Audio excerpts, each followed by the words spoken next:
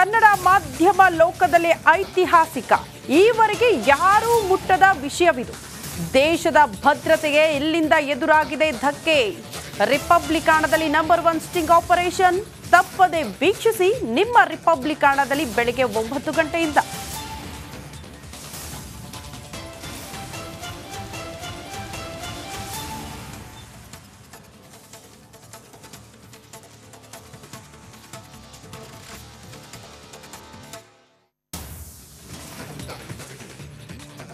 ಸತತ ಕೆಲಸ, ರೆಸ್ಟ್ಲೆಸ್ ಓಡಾಟ, ಬ್ಯಾಕ್ ಟು ಬ್ಯಾಕ್ ಕೆಲಸ ಕಾರ್ಯದಿಂದ ಬ್ಯುಸಿ ಆಗಿರೋ ಕುಮಾರಸ್ವಾಮಿ ಮೂಗಿನಿಂದ ರಕ್ತಸ್ರಾವವಾಗಿ ಆಸ್ಪತ್ರೆ ಸೇರಿದ್ರು. ಸದ್ಯ ಚಿಕಿತ್ಸೆ ಬಳಿಕ ಡಿಸ್ಚಾರ್ಜ್ ಕೂಡ ಆಗಿದ್ದಾರೆ. ಈ ಕುರಿತ ಒಂದು ರಿಪೋರ್ಟ್ ಇಲ್ಲಿದೆ ನೋಡಿ.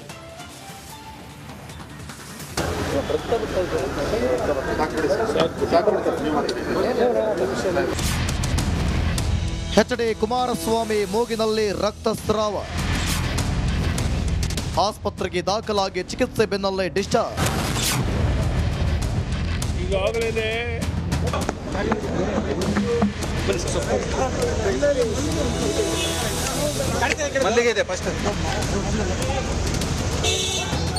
ಕೇಂದ್ರ ಸಚಿವರಾದ ಮೇಲೆ ಎಚ್.ಡಿ. ಕುಮಾರಸ್ವಾಮಿ ಎಡಬಿಡದೆ ಕೆಲಸ ಕಾರ್ಯ ಮಾಡುತ್ತಿದ್ದಾರೆ. ದೆಹಲಿ ಹಾಗೂ ರಾಜ್ಯ ಅಂತ ಸುತ್ತಾಡುತ್ತಿರೋ ಎಚ್.ಡಿಕೆ ಕಾಂಗ್ರೆಸ್ ವಿರುದ್ಧದ ಹೋರಾಟಕ್ಕೆ ಪ್ಲಾನ್ ಮಾಡಲು ಸಭೆ ಮಾಡಿದರು. ಬಳಿಕ ಮಾತನಾಡುತ್ತಿದ್ದ ವೇಳೆ ಕುಮಾರಸ್ವಾಮಿ ಮೂಗಿನಿಂದ ರಕ್ತಸ್ರಾವವಾಗಿದೆ.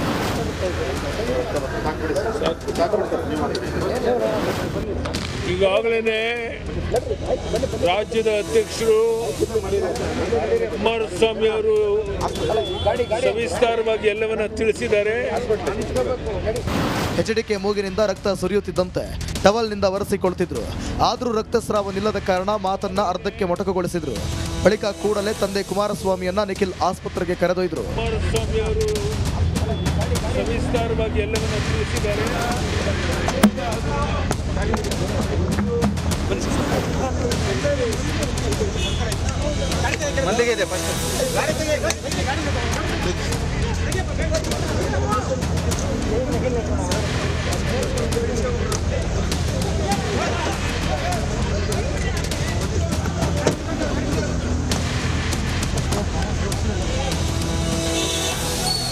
ಜಯನಗರದಲ್ಲಿರುವ ಅಪೋಲೋ ಆಸ್ಪತ್ರೆಯಲ್ಲಿ ಎಚ್.ಡಿಕೆಗೆ ಚಿಕಿತ್ಸೆ ನೀಡಲಾಯಿತು. ಬಿಪಿ, ಶುಗರ್ ಸೇರಿದಂತೆ ಹಲವು ತಪಾಸಣೆಯನ್ನು ನಡೆಸಿದ್ರು. ಚಿಕಿತ್ಸೆ ಬಳಿಕ ಡಿಸ್ಚಾರ್ಜ್ ಆದ ಕುಮಾರಸ್ವಾಮಿ, ನಾನು ಆರೋಗ್ಯವಾಗಿದ್ದೇನೆ, ನಿಮ್ಮ ಆರೈಕೆ ಇದೆ, ವಿಶ್ರಾಂತಿ ಇಲ್ಲದ ವೇಳೆ ಮೂಗಿನಿಂದ ರಕ್ತ ಸೋರಿದೆ ಎಂದರು. ಯಾರೂ ಆತಂಕಕ್ಕೆ ಒಳಗಾಗಬೇಕಾದಂಥ ಅವಶ್ಯಕತೆ ಇಲ್ಲ. ನಮ್ಮ ಕಾರ್ಯಕರ್ತರಿಗೆ, ವಿಶೇಷವಾಗಿ ಅಭಿಮಾನಿಗಳಿಗೆ ಮನವಿ ಮಾಡ್ತಕ್ಕಂಥದ್ದು, ನಿಮ್ಮಗಳ ಒಂದು ಶುಭ ಹಾರೈಕೆ ನನಗಿರೋವರೆಗೆ, ಭಗವಂತನ ಆಶೀರ್ವಾದ, ನಮ್ಮ ತಂದೆ ತಾಯಿಂದರ ಆಶೀರ್ವಾದ ಇರೋವರೆಗೆ ನನಗೆ ಯಾವುದೇ ರೀತಿಯಲ್ಲಿ ಅಪಾಯ ಒದಗಿ ಬರೋದಿಲ್ಲ. ಖಂಡಿತವಾಗ್ಲೂ ಅವರ ತಂದೆ ತಾಯಿ ಆಶೀರ್ವಾದ ಭಾಳ ಮುಖ್ಯವಾಗಿ ಇವತ್ತು ಮಾನ್ಯ ದೇವೇಗೌಡರು ಸಾಹೇಬರು, ಚೆನ್ನಮ್ಮನವರು ಇವತ್ತು ಅವರ ಒಂದು ಒಳ್ಳೆಯ ಕೆಲಸ ಇಷ್ಟು ವರ್ಷಗಳ ಕಾಲ ಜೊತೆಯಲ್ಲಿ ಅತಿಯಾಗಿ ಇವತ್ತು ಈಶ್ವರನ ನಂಬ್ಕೊಂಡಿರ್ತಕ್ಕಂಥದ್ದು ನಮ್ಮ ಇಡೀ ಕುಟುಂಬ, ಜೊತೆಯಲ್ಲಿ ರಾಜ್ಯದ ಜನತೆಯ ಒಂದು ಆಶೀರ್ವಾದ, ರೈತರ ಆಶೀರ್ವಾದ. ಹಾಗಾಗಿ ಮಾನ್ಯ ಕುಮಾರಣ್ಣ ಅವರಿಗೆ ಏನೂ ಆಗಿಲ್ಲ, ಆರೋಗ್ಯವಾಗಿದ್ದಾರೆ. ಇನ್ನು ಈ ಬಗ್ಗೆ ವೈದ್ಯರು ಕೂಡ ಮಾತನಾಡಿದರು.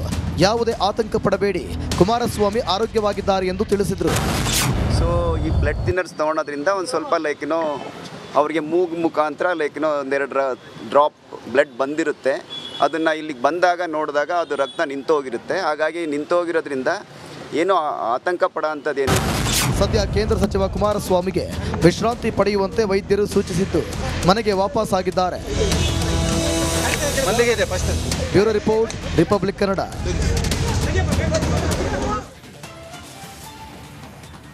ರಾಜ್ಯ ರಾಜಕೀಯದಲ್ಲಿ ಮತ್ತೆ ಪಾದಯಾತ್ರೆಯ ಸಮರ ಶುರುವಾಗ್ಬಿಟ್ಟಿದೆ. ಸಿಎಂ ಸಿದ್ದರಾಮಯ್ಯ ವಿರುದ್ಧದ ಮೂಡಾ ಹಗರಣ ಖಂಡಿಸಿ ದೋಸ್ತಿಗಳು ಅಖಾಡಕ್ಕಿಳಿದಿದ್ದು ಬೃಹತ್ ಪಾದಯಾತ್ರೆಗೆ ಡೇಟ್ ಕೂಡ ಫಿಕ್ಸ್ ಆಗಿದೆ. ಈ ಕುರಿತ ಒಂದು ಸ್ಪೆಷಲ್ ರಿಪೋರ್ಟ್ ಇಲ್ಲಿದೆ.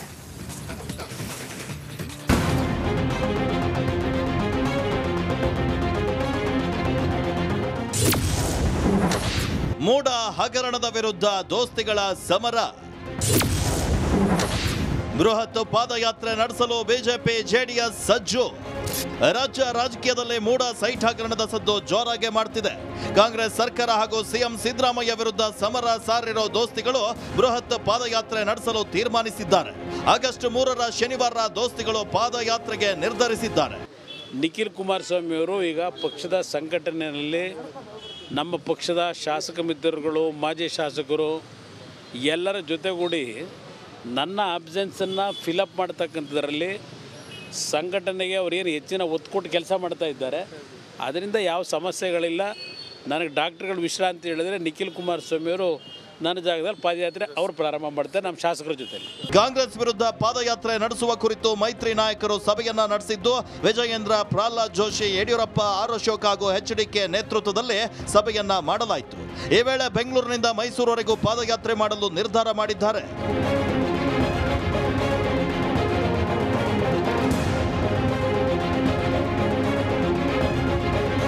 ಮೂಡ ಕೇಸ್ನಲ್ಲಿ ಸಿಎಂ ಸಿದ್ದರಾಮಯ್ಯ ರಾಜೀನಾಮೆಗೆ ಆಗ್ರಹಿಸಿ ಪಾದಯಾತ್ರೆಯನ್ನ ನಡೆಸಲು ದೋಸ್ತಿ ನಾಯಕರು ಸಜ್ಜಾಗಿದ್ದಾರೆ. ಬೆಂಗಳೂರಿನಿಂದ ಮೈಸೂರವರೆಗೂ ಪಾದಯಾತ್ರೆ ನಡೆಯಲಿದ್ದು, ಬಿಎಸ್ವೈ ಹಾಗೂ ಎಚ್ಡಿಕೆ ಚಾಲನೆ ನೀಡಲಿದ್ದಾರೆ. ಕಲ್ಯಾಣ ಕರ್ನಾಟಕದಲ್ಲೂ ಈ ಬಗ್ಗೆ ಹೋರಾಟ ಮಾಡುವ ಚರ್ಚೆ ಕೂಡ ನಡೆಸಲಾಗಿದೆ. ಹಂತ ಹಂತವಾಗಿ ಕಾಂಗ್ರೆಸ್ ವಿರುದ್ಧ ಹೋರಾಡಲು ಪ್ಲಾನ್ ಅನ್ನ ಮಾಡಿದ್ದಾರೆ. ಮೂಡ ಭ್ರಷ್ಟಾಚಾರ ಹಗರಣಗಳ ಬಗ್ಗೆ ಹೋರಾಟಕ್ಕೆ ತಂತ್ರವನ್ನ ರೂಪಿಸಿದ್ದಾರೆ. ಆಗಸ್ಟ್ 10ರಂದು ಕೇಂದ್ರದ ನಾಯಕರು ಭಾಗಿಯಾಗುವ ಸಾಧ್ಯತೆ ಇದೆ. ಪಾದಯಾತ್ರೆ ಸಮಾರೋಪ ಕಾರ್ಯಕ್ರಮದಲ್ಲಿ ಭಾಗಿಯಾಗುವ ಸಾಧ್ಯತೆ ಇದೆ. ಮೂಡ ಹಗರಣ ಇರ್ಬೋದು, ಮತ್ತು SCP TSPನಲ್ಲಿ ಏನು ದಲಿತರಿಗೆ, ಪರಿಷ್ಠ ಜಾತಿ ಪರಿಷ್ಠ ಪಂಗಡಗಳ ಹಣವನ್ನು ಕೊಡದೇ ಇವತ್ತು ವರ್ಗಾವಣೆ ಮಾಡಿರ್ತಕ್ಕಂಥದ್ದು ಎಲ್ಲ ವಿಚಾರಗಳನ್ನು ತೆಗೆದುಕೊಂಡು ಬೆಂಗಳೂರಿನಿಂದ ಮೈಸೂರಿನವರೆಗೆ ಪಾದಯಾತ್ರೆ ಮಾಡಬೇಕು ಅನ್ನುವ ಚರ್ಚೆಯನ್ನು ಸಮಾಲೋಚನೆ ಮಾಡಿ ಮುಂದಿನ ಶನಿವಾರ ಬೆಂಗಳೂರಿನಿಂದ ನಮ್ಮ ಪಾದಯಾತ್ರೆ ಪ್ರಾರಂಭ ಆಗ್ತದೆ. ಬೆಂಗಳೂರಿನಿಂದ ಮೈಸೂರುವರೆಗೆ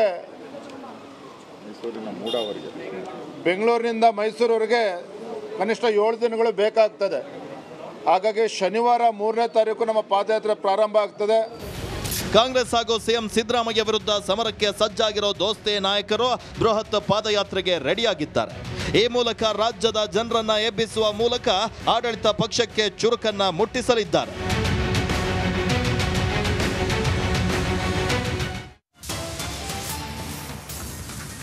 ಕನ್ನಡ ಮಾಧ್ಯಮ ಲೋಕದಲ್ಲಿ ಐತಿಹಾಸಿಕ, ಈವರೆಗೆ ಯಾರೂ ಮುಟ್ಟದ ವಿಷಯವಿದು.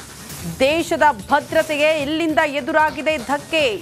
ರಿಪಬ್ಲಿಕಾಣದಲ್ಲಿ ನಂಬರ್ 1 ಸ್ಟಿಂಗ್ ಆಪರೇಷನ್ ತಪ್ಪದೆ ವೀಕ್ಷಿಸಿ ನಿಮ್ಮ ರಿಪಬ್ಲಿಕಾಣದಲ್ಲಿ ಬೆಳಗ್ಗೆ 9 ಗಂಟೆಯಿಂದ.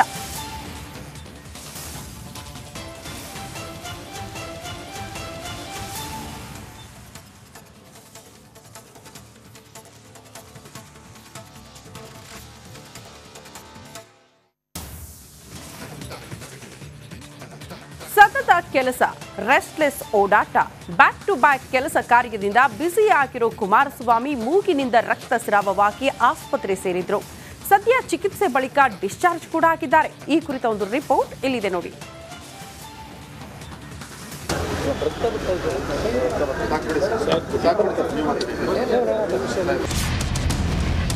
ಎಚ್ಡಿ ಕುಮಾರಸ್ವಾಮಿ ಮೂಗಿನಲ್ಲಿ ರಕ್ತಸ್ರಾವ,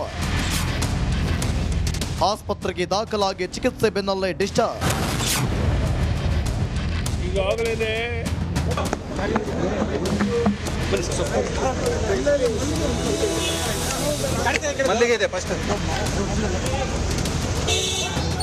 ಕೇಂದ್ರ ಸಚಿವರಾದ ಮೇಲೆ ಎಚ್ಡಿ ಕುಮಾರಸ್ವಾಮಿ ಎಡಬಿಡದೆ ಕೆಲಸ ಕಾರ್ಯ ಮಾಡುತ್ತಿದ್ದಾರೆ.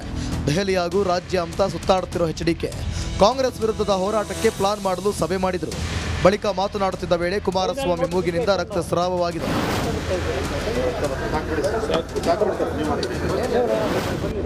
ಈಗಾಗಲೇ ರಾಜ್ಯದ ಅಧ್ಯಕ್ಷರು ಕುಮಾರಸ್ವಾಮಿ ಅವರು ಸವಿಸ್ತಾರವಾಗಿ ಎಲ್ಲವನ್ನ ತಿಳಿಸಿದ್ದಾರೆ. ಎಚ್ಡಿಕೆ ಮೂಗಿನಿಂದ ರಕ್ತ ಸುರಿಯುತ್ತಿದ್ದಂತೆ ಟವಲ್ನಿಂದ ಒರೆಸಿಕೊಳ್ತಿದ್ರು. ಆದರೂ ರಕ್ತಸ್ರಾವ ನಿಲ್ಲದ ಕಾರಣ ಮಾತನ್ನ ಅರ್ಧಕ್ಕೆ ಮೊಟಕುಗೊಳಿಸಿದ್ರು.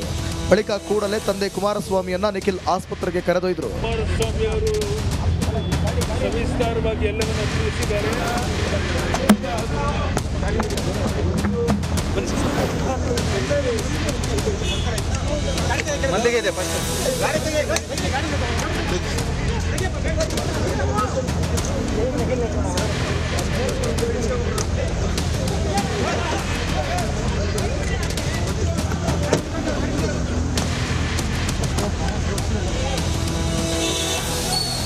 ಜಯನಗರದಲ್ಲಿರುವ ಅಪೋಲೋ ಆಸ್ಪತ್ರೆಯಲ್ಲಿ ಎಚ್ಡಿಕೆಗೆ ಚಿಕಿತ್ಸೆ ನೀಡಲಾಯಿತು. ಬಿಪಿ, ಶುಗರ್ ಸೇರಿದಂತೆ ಹಲವು ತಪಾಸಣೆಯನ್ನು ನಡೆಸಿದ್ರು. ಚಿಕಿತ್ಸೆ ಬಳಿಕ ಡಿಸ್ಚಾರ್ಜ್ ಆದ ಕುಮಾರಸ್ವಾಮಿ, ನಾನು ಆರೋಗ್ಯವಾಗಿದ್ದೇನೆ, ನಿಮ್ಮ ಆರೈಕೆ ಇದೆ, ವಿಶ್ರಾಂತಿ ಇಲ್ಲದ ವೇಳೆ ಮೂಗಿನಿಂದ ರಕ್ತ ಸೋರಿದೆ ಎಂದರು. ಯಾರೂ ಆತಂಕಕ್ಕೆ ಒಳಗಾಗಬೇಕಾದಂಥ ಅವಶ್ಯಕತೆ ಇಲ್ಲ. ನಮ್ಮ ಕಾರ್ಯಕರ್ತರಿಗೆ, ವಿಶೇಷವಾಗಿ ಅಭಿಮಾನಿಗಳಿಗೆ ಮನವಿ ಮಾಡ್ತಕ್ಕಂಥದ್ದು, ನಿಮ್ಮಗಳ ಒಂದು ಶುಭ ಹಾರೈಕೆ ನನಗಿರೋವರೆಗೆ, ಭಗವಂತನ ಆಶೀರ್ವಾದ, ನಮ್ಮ ತಂದೆ ತಾಯಿಂದರ ಆಶೀರ್ವಾದ ಇರೋವರೆಗೆ ನನಗೆ ಯಾವುದೇ ರೀತಿಯಲ್ಲಿ ಅಪಾಯ ಒದಗಿ ಬರೋದಿಲ್ಲ. ಖಂಡಿತವಾಗ್ಲೂ ಅವರ ತಂದೆ ತಾಯಿ ಆಶೀರ್ವಾದ ಭಾಳ ಮುಖ್ಯವಾಗಿ ಇವತ್ತು ಮಾನ್ಯ ದೇವೇಗೌಡರು ಸಾಹೇಬರು, ಚೆನ್ನಮ್ಮನವರು ಇವತ್ತು ಅವರ ಒಂದು ಒಳ್ಳೆಯ ಕೆಲಸ ಇಷ್ಟು ವರ್ಷಗಳ ಕಾಲ ಜೊತೆಯಲ್ಲಿ ಅತಿಯಾಗಿ ಇವತ್ತು ಈಶ್ವರನ ನಂಬ್ಕೊಂಡಿರ್ತಕ್ಕಂಥದ್ದು ನಮ್ಮ ಇಡೀ ಕುಟುಂಬ, ಜೊತೆಯಲ್ಲಿ ರಾಜ್ಯದ ಜನತೆಯ ಒಂದು ಆಶೀರ್ವಾದ, ರೈತರ ಆಶೀರ್ವಾದ. ಹಾಗಾಗಿ ಮಾನ್ಯ ಕುಮಾರಣ್ಣ ಅವರಿಗೆ ಏನೂ ಆಗಿಲ್ಲ, ಆರೋಗ್ಯವಾಗಿದ್ದಾರೆ. ಇನ್ನು ಈ ಬಗ್ಗೆ ವೈದ್ಯರು ಕೂಡ ಮಾತನಾಡಿದರು. ಯಾವುದೇ ಆತಂಕ ಪಡಬೇಡಿ, ಕುಮಾರಸ್ವಾಮಿ ಆರೋಗ್ಯವಾಗಿದ್ದಾರೆ ಎಂದು ತಿಳಿಸಿದರು. ಸೊ ಈ ಬ್ಲಡ್ ಥಿನ್ನರ್ಸ್ ತೊಗೊಳೋದ್ರಿಂದ ಒಂದು ಸ್ವಲ್ಪ ಅವರಿಗೆ ಮುಖಾಂತರ ಒಂದೆರಡು ಡ್ರಾಪ್ ಬ್ಲಡ್ ಬಂದಿರುತ್ತೆ. ಅದನ್ನು ಇಲ್ಲಿಗೆ ಬಂದಾಗ ನೋಡಿದಾಗ ಅದು ರಕ್ತ ನಿಂತೋಗಿರುತ್ತೆ. ಹಾಗಾಗಿ ನಿಂತೋಗಿರೋದ್ರಿಂದ ಏನೂ ಆತಂಕ ಪಡೋ ಅಂಥದ್ದೇನು. ಸದ್ಯ ಕೇಂದ್ರ ಸಚಿವ ಕುಮಾರಸ್ವಾಮಿಗೆ ವಿಶ್ರಾಂತಿ ಪಡೆಯುವಂತೆ ವೈದ್ಯರು ಸೂಚಿಸಿದ್ದು ಮನೆಗೆ ವಾಪಸ್ ಆಗಿದ್ದಾರೆ. Bureau report, republic Kannada.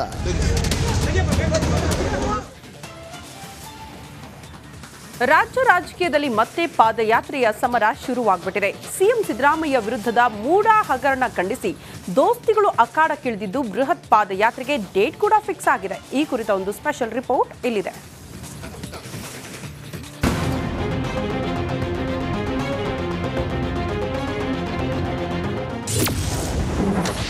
MUDA ಹಗರಣದ ವಿರುದ್ಧ ದೋಸ್ತಿಗಳ ಸಮರ. ಬೃಹತ್ ಪಾದಯಾತ್ರೆ ನಡೆಸಲು ಬಿಜೆಪಿ ಜೆಡಿಎಸ್ ಸಜ್ಜು.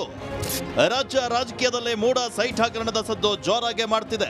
ಕಾಂಗ್ರೆಸ್ ಸರ್ಕಾರ ಹಾಗೂ ಸಿಎಂ ಸಿದ್ದರಾಮಯ್ಯ ವಿರುದ್ಧ ಸಮರ ಸಾರಿರೋ ದೋಸ್ತಿಗಳು ಬೃಹತ್ ಪಾದಯಾತ್ರೆ ನಡೆಸಲು ತೀರ್ಮಾನಿಸಿದ್ದಾರೆ. ಆಗಸ್ಟ್ 3ರ ಶನಿವಾರ ದೋಸ್ತಿಗಳು ಪಾದಯಾತ್ರೆಗೆ ನಿರ್ಧರಿಸಿದ್ದಾರೆ.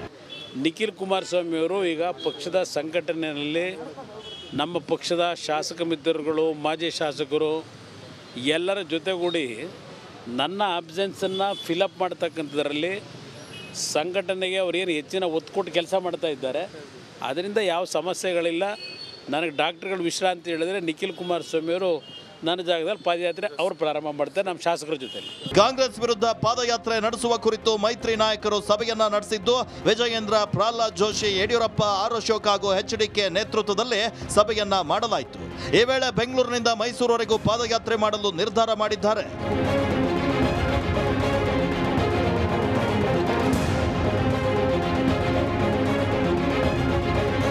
ಮೂಡಾ ಕೇಸ್ನಲ್ಲಿ ಸಿಎಂ ಸಿದ್ದರಾಮಯ್ಯ ರಾಜೀನಾಮೆಗೆ ಆಗ್ರಹಿಸಿ ಪಾದಯಾತ್ರೆಯನ್ನ ನಡೆಸಲು ದೋಸ್ತಿ ನಾಯಕರು ಸಜ್ಜಾಗಿದ್ದಾರೆ. ಬೆಂಗಳೂರಿನಿಂದ ಮೈಸೂರುವರೆಗೂ ಪಾದಯಾತ್ರೆ ನಡೆಯಲಿದ್ದು, ಬಿಎಸ್ವೈ ಹಾಗೂ ಎಚ್ಡಿಕೆ ಚಾಲನೆ ನೀಡಲಿದ್ದಾರೆ. ಕಲ್ಯಾಣ ಕರ್ನಾಟಕದಲ್ಲೂ ಈ ಬಗ್ಗೆ ಹೋರಾಟ ಮಾಡುವ ಚರ್ಚೆ ಕೂಡ ನಡೆಸಲಾಗಿದೆ. ಹಂತ ಹಂತವಾಗಿ ಕಾಂಗ್ರೆಸ್ ವಿರುದ್ಧ ಹೋರಾಡಲು ಪ್ಲಾನ್ ಅನ್ನ ಮಾಡಿದ್ದಾರೆ. ಮೂಡಾ ಭ್ರಷ್ಟಾಚಾರ ಹಗರಣಗಳ ಬಗ್ಗೆ ಹೋರಾಟಕ್ಕೆ ತಂತ್ರವನ್ನ ರೂಪಿಸಿದ್ದಾರೆ. ಆಗಸ್ಟ್ 10ರಂದು ಕೇಂದ್ರದ ನಾಯಕರು ಭಾಗಿಯಾಗುವ ಸಾಧ್ಯತೆ ಇದೆ. ಪಾದಯಾತ್ರೆ ಸಮಾರೋಪ ಕಾರ್ಯಕ್ರಮದಲ್ಲಿ ಭಾಗಿಯಾಗುವ ಸಾಧ್ಯತೆ ಇದೆ. ಮೂಡಾ ಹಗರಣ ಇರ್ಬೋದು, ಮತ್ತು SCP TSPನಲ್ಲಿ ಏನು ದಲಿತರಿಗೆ, ಪರಿಷ್ಠ ಜಾತಿ ಪರಿಷ್ಠ ಪಂಗಡಗಳ ಹಣವನ್ನು ಕೊಡದೇ ಇವತ್ತು ವರ್ಗಾವಣೆ ಮಾಡಿರ್ತಕ್ಕಂಥದ್ದು ಎಲ್ಲ ವಿಚಾರಗಳನ್ನು ತೆಗೆದುಕೊಂಡು ಬೆಂಗಳೂರಿನಿಂದ ಮೈಸೂರಿನವರೆಗೆ ಪಾದಯಾತ್ರೆ ಮಾಡಬೇಕು ಅನ್ನುವ ಚರ್ಚೆಯನ್ನು, ಸಮಾಲೋಚನೆ ಮಾಡಿ ಮುಂದಿನ ಶನಿವಾರ ಬೆಂಗಳೂರಿನಿಂದ ನಮ್ಮ ಪಾದಯಾತ್ರೆ ಪ್ರಾರಂಭ ಆಗ್ತದೆ. ಬೆಂಗಳೂರಿನಿಂದ ಮೈಸೂರುವರೆಗೆ